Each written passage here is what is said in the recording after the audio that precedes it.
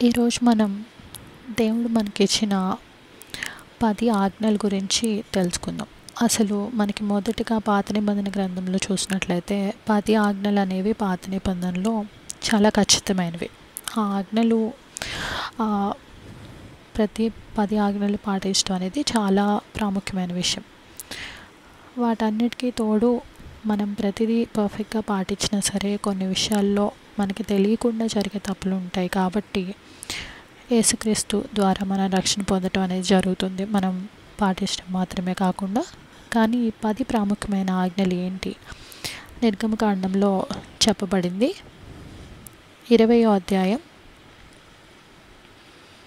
ఇది ప్రార్థన చేసుకునే వాళ్ళకి చాలామందికి తెలిసే ఉంటుంది.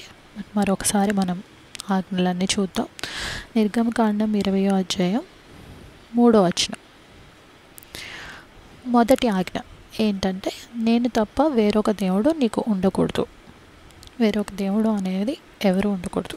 పైన ఆకాశం అందే కానీ, 4వ వచనం, పైన ఆకాశం అందే కానీ, కింద భూమి అందే కానీ, భూమి కింద నీళ్ళ అందే కానీ ఉండు దేని రూపమునైనను విగ్రహమునైనను నీవు చేసుకొనకూడదు, వాటికి సాగిలి పడకూడదు, వాటిని పూజింపకూడదు.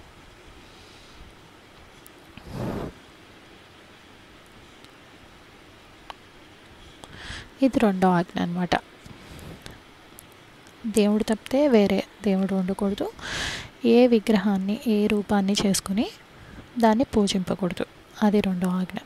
అలాగే మనం నిర్గమకాండం 20వ అధ్యాయం 7వ వచనం చూసినట్టయితే, నీ దేవుడైన యెహోవా నామమును వ్యర్థముగా నుచ్చరింపకూడదు. యెహోవా తన నామమును వ్యర్థముగా నుచ్చరింపువాన్ని నిర్దోషిగా ఎంచడు.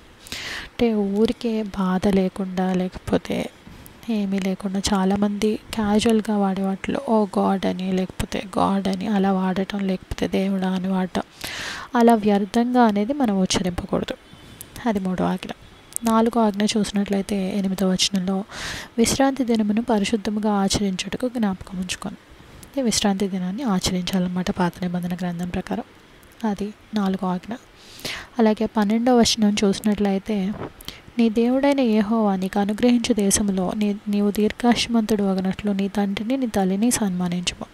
తల్లిదండ్రులని సన్మానించటం అనేది 5వ ఆజ్ఞ. అలాగే మనం 13వ వచనం చూసినట్లయితే నరహత్య చేయకూడదు. అది 6వ ఆజ్ఞ. అలాగే 7వ ఆజ్ఞ చూసినట్లయితే 14వ వచనం వ్యభిచరింపకూడదు. అలాగే 8వ ఆజ్ఞ చూసినట్లయితే దొంగిలించకూడదు.